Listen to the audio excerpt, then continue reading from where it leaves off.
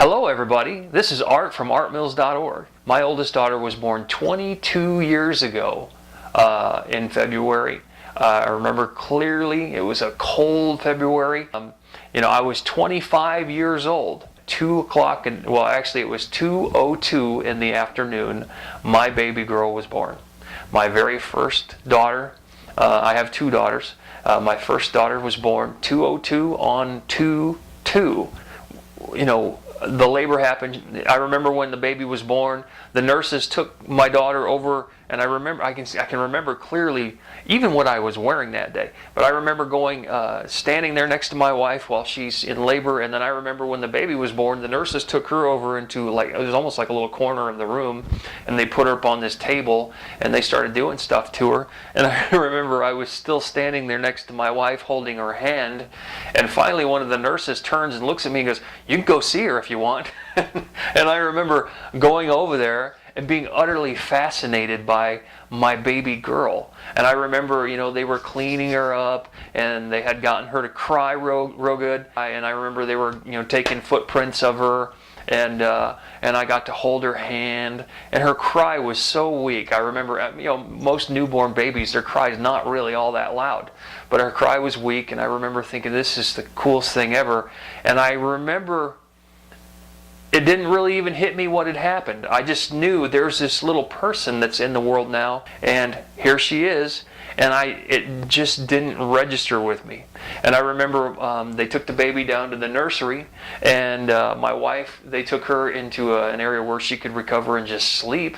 And then I remember, everything settled down for the most part, and I had to take care of a few things at home and get some stuff ready. I remember that afternoon going home, and I remember I took some time, cleaned up and everything, and it was about somewhere around 5 to 7 o'clock that evening, I was going back to the hospital, and I stopped by the nursery to see the baby.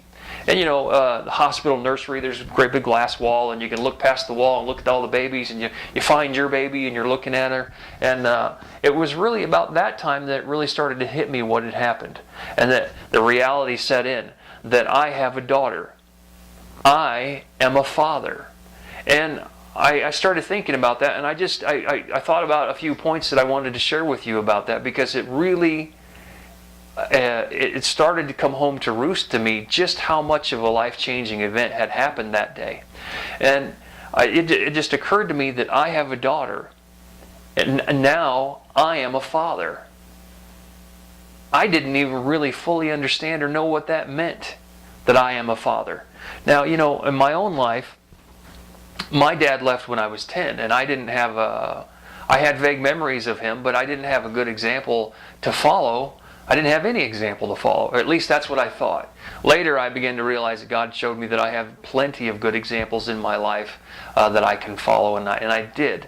But at that time I didn't know the first thing about it. And I remember thinking, I have a daughter, and it occurred to me suddenly, it matters whether I have a job or not. And I was thinking, it matters whether I keep my job or not. And it always mattered, but now it really matters. Now I have somebody depending on me, and it's important that I get this stuff sorted out.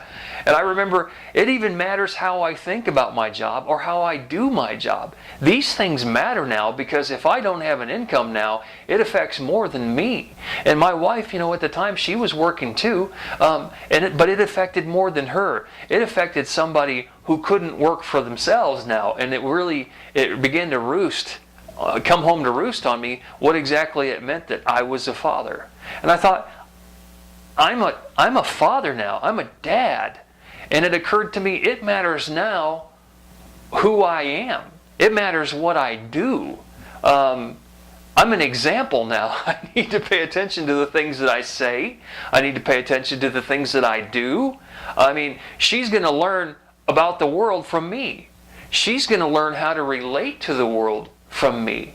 And it mattered to me at that point. And I began to realize, not all at once, but I began to realize how important I am going to be in her life. How I am going to shape the way she thinks. The Lord's going to use me to bring her up, to train her up, to show her what to do. And it mattered. Suddenly, how do I want to say this? Suddenly, to borrow a line from a movie, suddenly I understood what my purpose in being a father was. I mean, we all have goals, we all have plans, but suddenly, wow, I have something I have to pay attention to. I have something I have to do.